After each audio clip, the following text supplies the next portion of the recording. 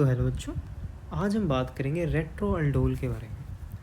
बच्चों, last lecture में हमने अल्डोल के बेसिक्स, क्रॉस अल्डोल और इंट्रामोलिकुलर अल्डोल, हमने ये टॉपिक्स पढ़ लिए थे। अच्छा, उस टॉपिक्स में हमें कार्बोनिल्स दिए हुए थे और हमने फाइनल अल्डोल प्रोडक्ट बनाया था। लेकिन रेट्रो अल्डोल एक ऐसा सेगमेंट है अल्डोल का कि आपको फाइनल प्रोडक्ट दिया होगा एंड आपको बताना होगा कि यार ये किन दो कार्बोनिल कंपाउंड से बना है। जैसे फॉर एग्जांपल आप पहला क्वेश्चन देख ही सकते हैं।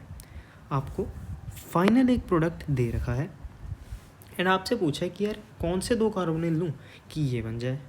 ठीक है, अब इसके लिए बहुत सारी शॉर्ट ट्रिक्स भी होती है, लेकिन हम डायरेक्ट कंसेप्ट पर ही जाएंगे। जैसा कि बच्चों मैंने आपको लास्ट लेक्चर में बताया था कि अल्डोल का हर स्टेप रिवर्सिबल होता है, यानी आपने अल्डोल में कुछ भी करा बैक जा सकते हैं। तो सर बिल्कुल, अगर हमारे पास ये दिया हुआ है ना, तो उसी में सेम रिएजेंट्स डाल के, that is NaOH and heat, आप वापस जा सकते हैं। ठीक है, तो चलिए बच्चों शुरू करते हैं। सबसे पहला स्टेप जो होता है हमारा, वो होता है कि यहाँ पर हमारे पास OH है, ठीक है, और हमारे पास NaOH भी प्रेजेंट है। तो ये NaOH उस OH से उसका एसिडिक H ले लेगा और ये O नेगेटिव बना देगा। अब O के ऊपर नेगेटिव आ चुका है, इसका मतलब उसके ऊपर इलेक्ट्रॉन डेंसिटी ज़्यादा हो चुकी है। अब वो अपनी इलेक्ट्रॉन डेंसिटी शिफ्ट करने की कोशिश करेगा इस मैनर में। ठीक है, अगर वो शिफ्ट करेगा तो ऑब्वियसली बच्चों कार्बन के 5 बॉन्ड तो बन नहीं सकते, तो इसका मतलब आइदर P या Q या R, इनमें से कोई बॉन्ड टूटेगा। तो हमें देखना होगा कि कौन सा बॉन्ड टूटेगा। तो चलिए एक एक करके हम सभी बॉन्ड्स को तोड़ के देखते हैं। अच्छा, मेरे बच्चे यहाँ पर नोटिस कर सकते हैं कि सर जो P और Q है वो तो एग्जैक्ट सेम ही है। तो अगर आप चाहे P सॉल्व कर लो चाहे Q सॉल्व कर लो, एक ही बात है। लेकिन चलिए मैं आपको सभी सॉल्व करके दिखा देता हूँ। For example electron density shift हुई और आपने सबसे पहले P को लात मारी, तो सर P तो कुछ ऐसे निकल जाएगा। तो हमारे पास फाइनल क्या बचा? अच्छा, यहाँ पर एक CH3 ग्रुप है। तो जैसे ही आपने लात मारी ना, आपके पास एक तो बनेगा CH3 पे नेगेटिव, जो कि काफ़ी ज़्यादा अनस्टेबल स्पीशीज़ है। हम कभी भी CH3 नेगेटिव नहीं बनाते। और जो दूसरा प्रोडक्ट बनेगा वो कैसा दिखेगा? वो सर कुछ ऐसा दिखेगा। अगर मैं आपसे बात करूं,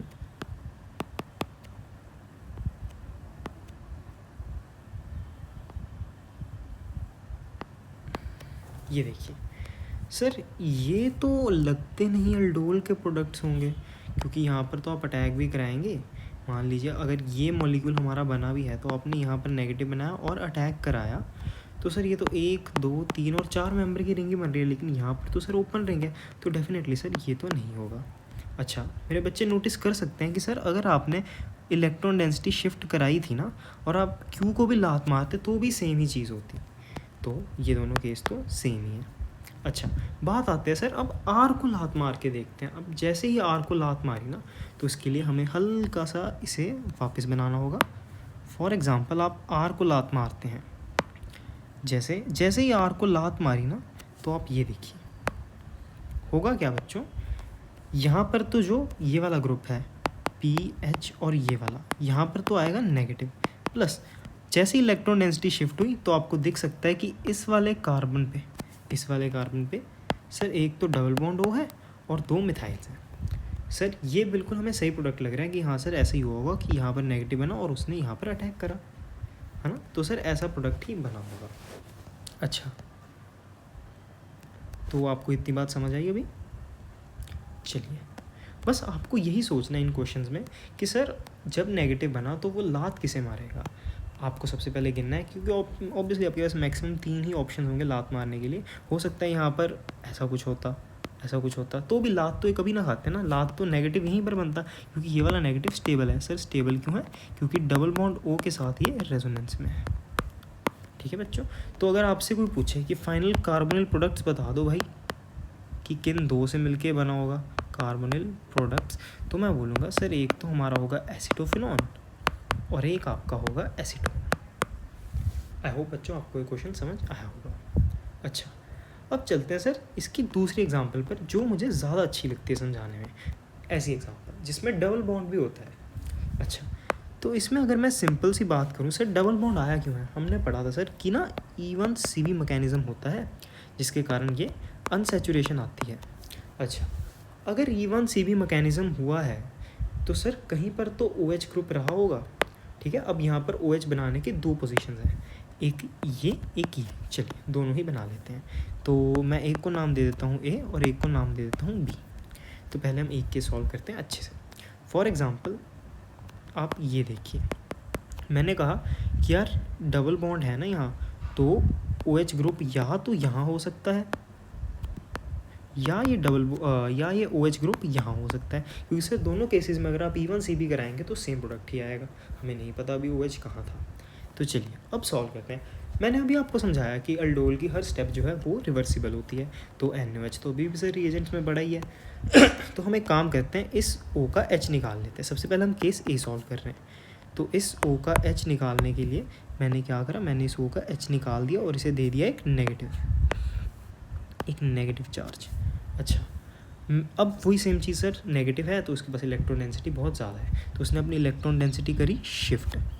अब जैसे ही शिफ्ट करेगा सर उसके पास दो ऑप्शन, आइदर ये ग्रुप बाहर निकले या ये ग्रुप बाहर निकले। अब बच्चों हमने ऊपर ही सीखा है कि यार मिथाइल ग्रुप तो बाहर निकलता नहीं, क्योंकि CH3 नेगेटिव बहुत ही ज़्यादा अनस्टेबल होता है। ये रहा, यहाँ पर लिख सकते हैं ये अनस्टेबल है। चलिए, है ना, तो सर डेफिनेटली यही वाला पाथ फॉलो होगा। एंड मेरे पास दो प्रोडक्ट्स कौन से बनेंगे सर, ये देखिए यहाँ पर दो कार्बन है और एक ही है, तो CH3 CHO प्लस यहाँ पर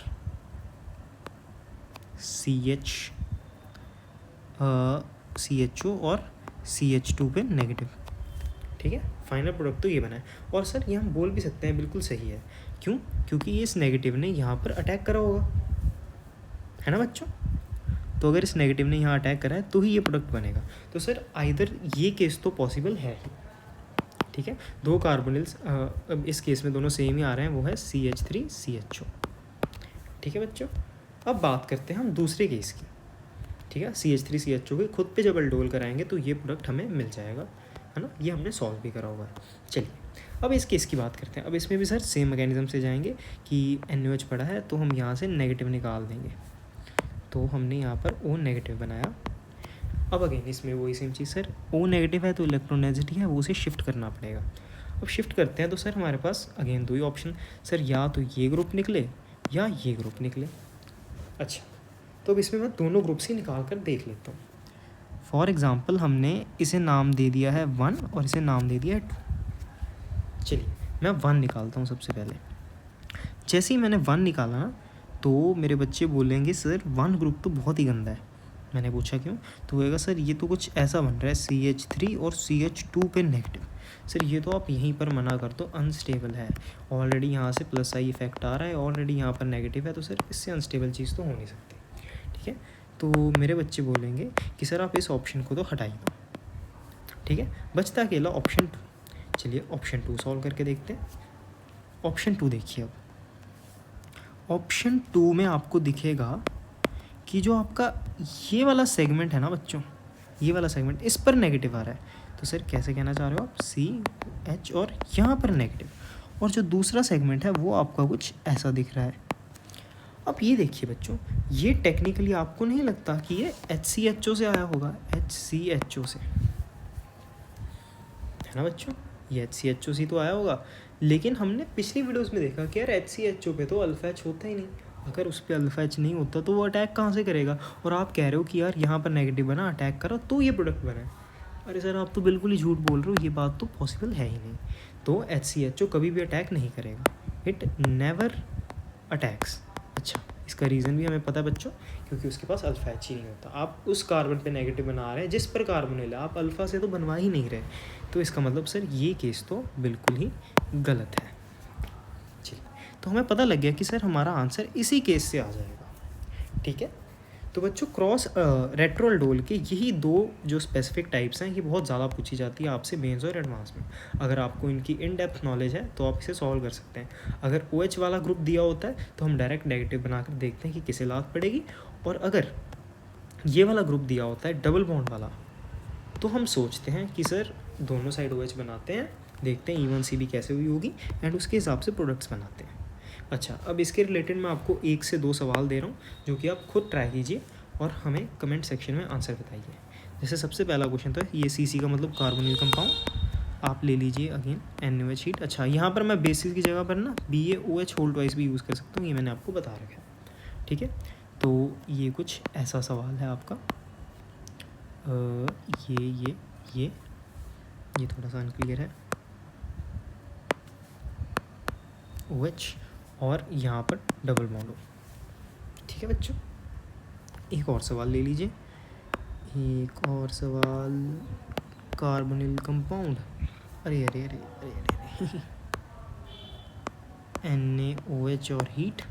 अच्छा, ये सवाल थोड़ा सा बच्चों आपको आसान लगेगा क्योंकि हमने ऊपर वाले 2 सवाल अच्छे से समझे हैं।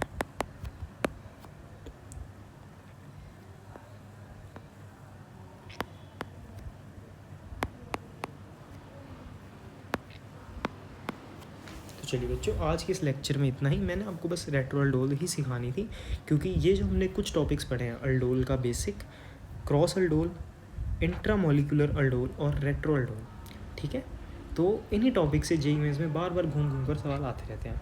आपके पास अगर कोई भी क्वेश्चन प्रैक्टिस सोर्स है, आप वहाँ से क्वेश्चन प्रैक्टिस कीजिए एंड अपनी स्किल को और इम्प्रूव कीजिए। अच्छा, शायद हमने स्टार्टिंग में रेट्रो का मतलब नहीं समझा था, खैर उसका कोई काम भी नहीं है, लेकिन रेट्रो का मतलब होता है रिवर्स अल्डोल।